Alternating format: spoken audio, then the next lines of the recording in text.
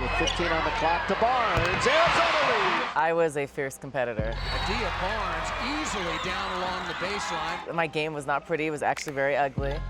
Out to Martin. And only 10 seconds left on the shot clock. And a 3-on-0 on a steal at the other end. Barnes, and it's 2-0. But I was not going to lose. They know to move out on her. Barnes. Adia off the court is really sweet and nice and obviously very competitive. But on the court, I want to tell you, she was one mean sucker. You're looking at two very athletic, strong programs. This has been a very physical game. I met Adia Barnes in San Diego in a CIF tournament game, and I'll tell you, after I watched her play, and I don't remember doing this ever before or since, and I offered her a scholarship. A 5'11" junior, number 30, Adia Barnes. She was a talent, there is no doubt about it. But she was an undersized post player, and so that's why bigger schools passed on her. Nice look inside. Adia Barnes using her body to fend off Mulatao Pele. My mentality was, it was just different. I wanted to win. It wasn't about me scoring.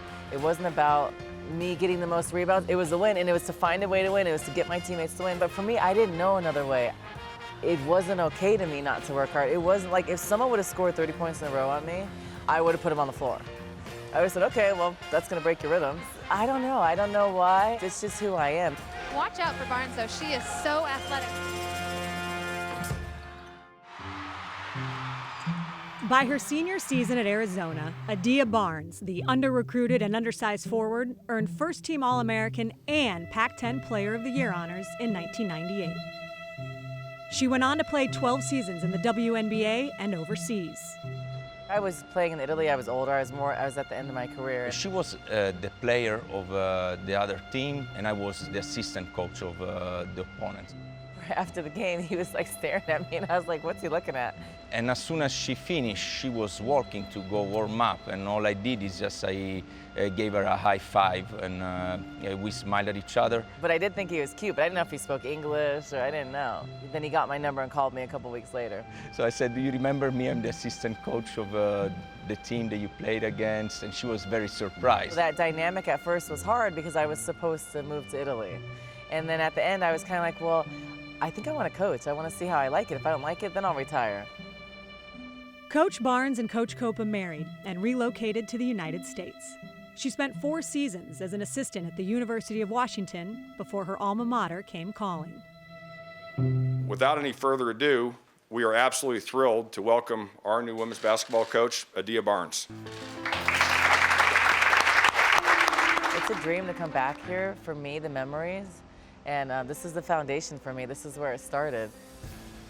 So are we ready? Hey, yeah, I'm ready. We have like 30 minutes. He's a great basketball mind, and he's supportive. And I think that when you have someone that's as invested in you and your job, it makes it much easier. Mayborn on 3, 1, 2, 3. Mayborn! It's different, definitely playing for a married couple, but I feel like all 13 of us on the team are their other children besides Mateo, and they treat us just like they would treat Mateo, with respect, and they really love and care about us. Did you tell Mama that Papa dressed you up today? That Papa got you dressed? You were very cold today. I think that for a woman to be a head coach, it's very hard. It is, a lot of women can't do it. A lot of women get out of the business. So having my son around, showing that I can be a mom, I can be a head coach, and you can do all those things and wear all those hats, I think it's important. So I think that really helps with the family dynamics of this program. I'm the head coach at home. No doubt about it. I always say he's the boss at home, but I think it's different. When you're a mom, it's like Salva's a great dad, really involved, but when you're the mom, you have another job. How do you say here in America? Happy wife, happy life, right? So I have no chances. She's the head coach here, she's the head coach at home. They're called Swedish fish. You don't have to give up coaching to be a mom. You don't have to not go after a career because you're a mother. You need to do it and like kick ass at both of them. And you can do it and it's possible. Is it hard? Yes. That's very hard, but you do it. You find a way and you just kind of make it work.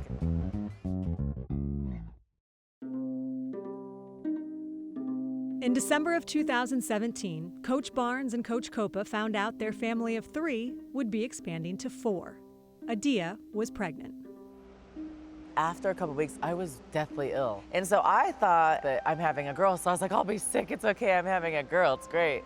And they were like, oh, it's a healthy pregnancy. But it turns out I was sick because it wasn't right.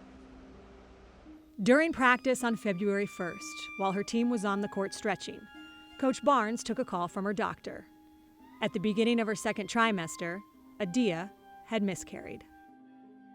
She walked back to the court with tears streaming down her face. Obviously the girls could tell I was crying, but they didn't know what was wrong. I didn't say anything. And so I remember that day, what got me through that practice is they saw me, I remember, and they're looking at me like, okay, they huddle together and they start rah-rahing and they start practicing their minds out. And it made me forget for a second what had just happened. And like, I was like, wow, you know, that's when I kind of knew like, this is my team. The sad part was that I just had started to feel better. So I thought, oh, I'm gonna feel better now, but the baby had been dead like a week. So that was really, really hard, obviously. And yeah, so. My goal was not to cry. I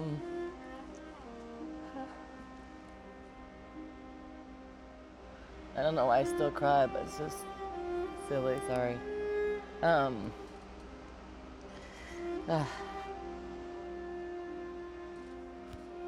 It wasn't something that, like, you know, I didn't think it would ever happen to me. I shared with the team what happened because I think they kind of had an idea what was going on. It was sad, they cried. That was definitely a family moment. You know, Coach Barnes could have been, you know, private and not have told us that she lost a baby, but for her to share that, I thought that took a lot of courage, it took a lot of strength. I rushed from practice to the doctor, and then I had to go under, get the procedure done, and I had to coach the next day. Cats and Husky is getting ready to get underway. Arizona wearing its home white, Washington wearing black. We weren't going to lose that game. It could have been against Tennessee. They played their hearts out. It was like they wanted to win for me, and it was just meant a lot. 72-70, Arizona gets the win. One of these moments that you wish never happens. I really appreciate the fact that she's strong. She's a very strong woman.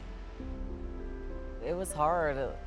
You know, it's not something you expect, and it happens all the time, and you don't know that women have it until it happens. Like, you know it happens sometimes, but you don't realize like how much, because no one shares it. It's like something you don't talk about. Women come up to me, and I think it kind of gave them a, I'm not alone. Like, I don't know, it just happens to the best of us. I look back, I'm just like, oh my gosh, like that was a really hard year. Like, this is life. You're gonna have adversity, you're gonna have bad days, like you choose how you deal with it and you move on.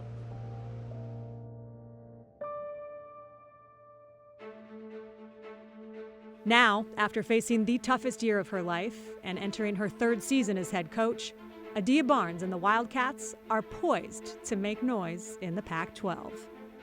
I believe in Adia. I believe in her as a person. I believe in her as a coach. And I believe that she is going to take this program back into the NCAA tournament and into national ranking. For me, it was very important to not take a job just to take a job. It was very important to take a job that was right, that I could be successful. It's not a question in my mind that I'm not gonna come to Arizona and do great things.